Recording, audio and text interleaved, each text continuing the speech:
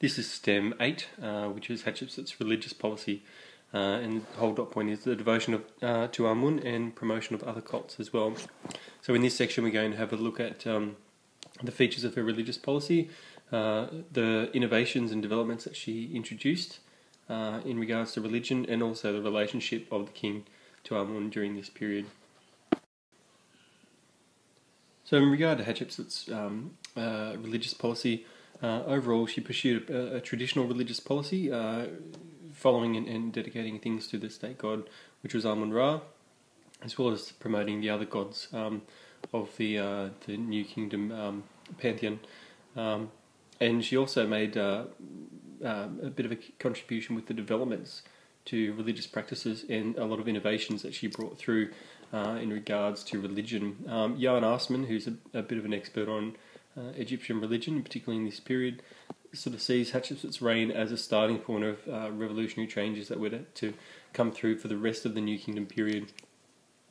So when we have a look at a religious policy, we have to look at the fact that she promoted Amun-Ra, and we've already seen that in a lot of the things that we've already done through the displays of devotion, so through her building program, through her expedition to Punt, through military conquest, those sorts of things, and also the development of new religious ideas associated with Amun. And we have to recognise that during this period, Amun-Ra, the cult of Amun-Ra enjoyed unprecedented influence, so it was quite a powerful period for Amun. We also see sort of special devotion towards female deities such as Hathor and Pakhet, and we see that at Dir el-Bahari, and we see that at Spios as well, and using the building program to link herself to Amun and to other gods as well. So in terms of the innovations that Hatshepsut introduced, the first was the concept, in terms of the concept of Amun-Ra. She had some new ideas there. So she brought in new interpretations of the same god Amun-Ra. So seeing Amun-Ra as a city god, a ruler god, a primeval god, a created god, a sun god, and ethical authority. So these are new ideas about how to see Amun-Ra that weren't sort of seen before. And offering prayers express these as epithets. So we have an example of her offering to Amun-Ra on the tomb stele of Amenemhat, and that sort of has one of these sort of little epithets where it says worshipping to Amun, the city god, or worshipping to Amun, the creator god, or worshipping to Amun, the primeval god. So these were just new ways, or new little epithets that were attached to Amun, new ways of interpreting Amun-Ra throughout this period. So this was introduced in Hatshepsut's reign. The next innovation that was introduced by Hatshepsut was the use of divine oracles to express Amun-Ra's will, and she does this on at least a couple of occasions, and we have examples in the Red Chapel where we have two oracles that refer to Hatshepsut being given the throne. So those oracles were quite new, and it was the first time anyone had really demonstrated the Amun sort of meddling or playing a role in human affairs, so to speak. And what that led to was in the Opet festival and the beautiful festival of the valley, what we have is a new thing starting to occur where ordinary people could go up to the bark, which you can sort of see here. This is the bark here in this image here. The bark sort of resting there, and people are sort of paying it homage. But this is the bark here, and you could go up to the statue of Amun, which is inside here, on the bark, and ask it sort of questions as that bark passed. So as the bark passed through in the festival, you could ask it a question, and the god's answer would be delivered by which direction the bark inclined. So whether the bark sort of tipped forward or tipped backwards would be your answer.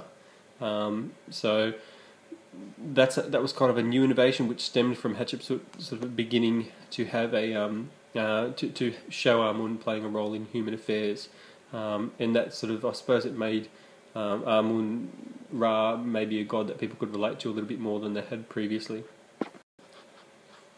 Further to this, we also have the introduction of what we sort of call personal piety in relation to Amun-Ra. So the use of these oracles, and then that leading through to the way people related to the bark as it passed and could ask Amun-Ra questions and have them answered in the form of oracles. That started the development of the personal relationship between the ordinary people and Amun-Ra. And Arsman sort of tells us that he thinks that this led to a far more of a personal association with the god Amun-Ra. So rather than just outward displays of rituals where you would just take part in a festival and that was your association with Amun-Ra, people were starting to think of Amun-Ra in a more inward way, I suppose. So by having more inner devotion, sort of inward prayers and those sorts of things, and relating to Amun that way, and that it required not just the practice of these or being involved in these festivals, but also demonstrating personal integrity and engaging in moral behaviour was another way that you could associate yourself with Amun-Ra. So this introduction of personal piety, again, was brand new. So we've already looked at the divine birth scenes, and we've seen how Hatshepsut, I suppose, legitimised her claim to the throne through those scenes. But what we need to also recognise is Arsman's view on this. Arsman sort of says that Hatshepsut's not just legitimising her claim to the throne through these divine birth scenes, she's actually linking more closely the king and Amun-Ra as sort of two beings, and it was about linking that relationship and making that relationship far more strong, probably in the eyes of the people of Egypt. So the whole point of that is that this was not just about Hatshepsut trying to prove that she should be the one who takes the throne, and we can see that because we have later kings who are also demonstrating that relationship, and we see that most particularly with Amenhotep III and Ramses II, who actually copied her divine birth scenes. So they had no reason to try and prove the legitimacy to the throne, whereas I suppose Hatshepsut did. So the fact that you've got Amenhotep III and Ramses II copying this sort of would indicate that it is more about, or for them at least, it had become more about demonstrating that really strong link between Amun-Ra and the kingship. So a further development that Hatshepsut began was sort of having a stronger relationship with Hathor, with the feminine god Hathor, and also linking Hathor to the goddess Isis, and that sort of linked her probably more clear, or like these were probably good gods or goddesses to link herself to, because they really focused on the feminine. But this was also something that was continued on after her kingship. So we see this sort of taken on by other later kings as well. So the evidence that we have for that, we've already mentioned at Deir el-Bahari, where we have a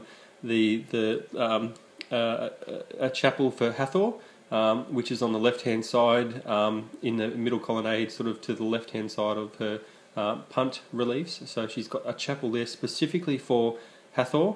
And what's interesting is that chapel that she's created, the design of it sort of represents a mythical place called Chemnus. And this place is where Isis, Horus was protected by his mother Isis after the father Osiris had been murdered. So Isis and Osiris were sort of the first brother, sister, king, queen type thing.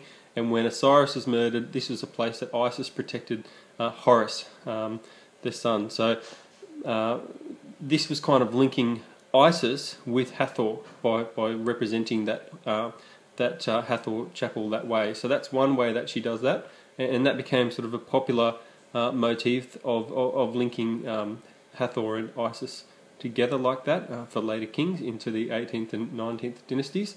But we also have another representation of Hathor by Hatshepsut in the divine birth scenes being suckled by Hathor in the image of the cow. So in terms of religious festivals, we've already kind of mentioned some of the religious festivals, but we're going to go into a little bit more depth with them. This was a way for her to promote her policies and her relationship with Amun. And it was also another way we've already mentioned about delivering these oracles to the people and allowing that personal piety, I suppose, to be represented with Amun. The first one we'll have a look at is the Festival of Opet. Now, this was the major festival for the Egyptian calendar. It was a yearly festival, and it was held during the inundation, so when everything was flooded. And it was about rebirth and renewal and all those sorts of things, as you can imagine with the inundation. When the inundation happens, that's kind of a bit of a sigh of relief for the Egyptians, because it means that they're going to have a good harvest that year. So that sort of shows how important it was for the Egyptian people. So we've mentioned how this Opet festival meant that they carried the bark from the Red Chapel and they carried it down to Luxor, to the south. And it was all about linking Amun to his wife Mut. And Hatshepsut did that by erecting the 8th pylon, which was near the sort of sanctuary of Mut, in the temple complex at Karnak. And what it meant was, when they carried that bark down to that festival at Luxor, they went past the sanctuary of Mut, and then they travelled down to Luxor. And she also had the house for the bark down there built at Luxor as well. So Amun-Ra and Mut, their statues were carried on barks by the priest from Karnak to Luxor, and then their union, their marriage, was reenacted. And Robin suggests that maybe that was even done by the king and the queen to demonstrate that together, so they were the ones who reenacted that union. And we've got all the fact that Hatshepsut erected new buildings down at Luxor to house the bark, a bark sanctuary at Luxor, the fact that she erected the Red Chapel to house the bark of Amun in Karnak, and also she erected the 8th pylon near the sanctuary of Mut in the Karnak temple complex, would indicate that this was a pretty important festival for the Egyptian people. So it sort of shows the importance that she placed on it, and you can say that she altered the landscape of Thebes by this festival, because it became quite an institution that every year that they would go down to reenact that union between Amun-Ra and his wife Mut. The beautiful festival of the valley was another one that she introduced, another festival that she introduced, and what it was quite similar to the Opet festival, but it was taking the bark with the statue of Amun was taken across the river. So from the east side of the Nile to the west side of the Nile, to the Theban Royal Cemetery. And it came to rest in the Holy of Holies, so right up the top, right in the back, in the sanctuary of Amun at Deir el-Bahari, so at her mortuary temple. So she ensured that her temple would be visited and blessed by the god every year. So she's really linking herself and her kingship to the god Amun. And this was a festival that continued after her death for centuries. So this is quite a legacy that she left behind. And you can see the image of that down here, down the bottom. So that's demonstrating that either the beautiful festival in the valley or the Opet festival, we're not sure. Finally, we have innovations in terms of funerary actions.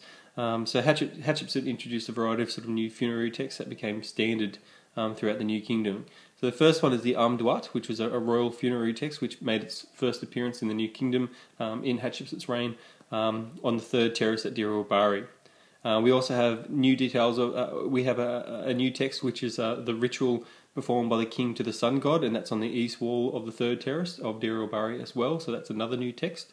We also have the Litany of Ra, which is a hymn of praise to Ra, that appears on the tomb of her vizier, Usa Amen. And we also have the Book of the Dead, which makes its first appearance on tomb walls and scrolls. So those sort of new funerary texts that we see there, they're sort of brand new innovations that Hatshepsut put forward during her reign. So finally, we're going to have a look at the relationship of the king to Amun in the New Kingdom, and Kemp is the historian that gives us the most information about this, and he has a lot of really good quotes that I'm going to point out as we go through, and you must learn these quotes because they are really quite excellent quotes to use. So we know that the demands of being a king in the New Kingdom were quite considerable, and to do that you needed to maintain respect, to maintain control. And here's the first quote from Kemp. So the monarchy requires the backing of myth and the regular reinforcement of ceremony. That was important. So the backing of myth, and we see that through the divine birth oracles, inscription, and the reinforcement of ceremony. We see that through the festivals to put into perspective the shortcomings of the individual king. So in other words, you could maintain that link to Amun and maintain that relationship to Amun, and that would put into perspective the fact that the king himself was not always maybe up to the task, I suppose. So thus the respect of the people focus on the office. So it's more about not the individual king, but on the office that they hold and the relationship that that office has to Amun. So that the king's role more than the individual's role. And what he calls is the mutual absorption of the king and Amun. So that's another little quote: mutual absorption of the king and Amun. So the fact that they kind of become indivisible. They're kind of one and the same.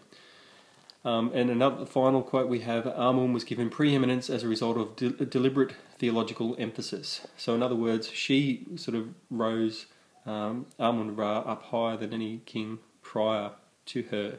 And so that's another little quote there: Amun was given preeminence as a result of deliberate theological emphasis. So, backing of myth, reinforcement of ceremony, mutual absorption of king and Amun. How did she do it? So first of all, she had been given the title God's wife of Amun, and she also appoints Senenmut her as chief steward of Amun.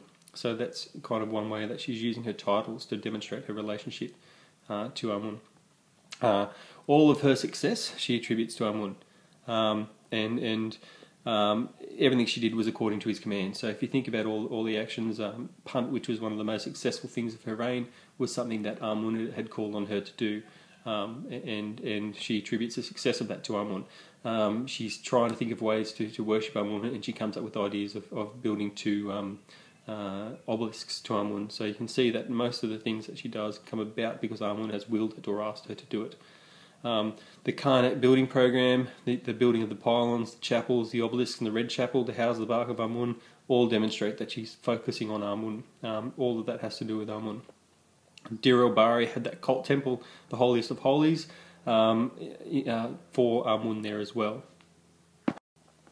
We also have the beautiful festival of the valley, which linked her specifically to Amun. So the god travelled from the red chapel at Karnak over to the Holy of Holies at her mortuary temple at Dir el-Bahari, so linking herself to Amun again. We have her tomb, which was in the Valley of the Kings, which originally was intended, we think, to be directly linked, so joined from one side of the cliff to the other side of the cliff underground to Dir el-Bahari, which is where the Amun sanctuary was as well. However, we know that there are faults in the rock and the plan had to be changed as a result.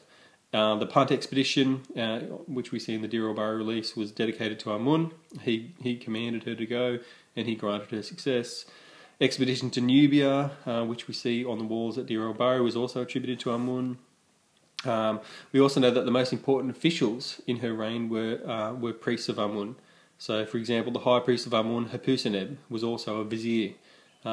So, in other words, there's a real linking of the relationship between the Amun priesthood and the officials during her reign. That's really important to note.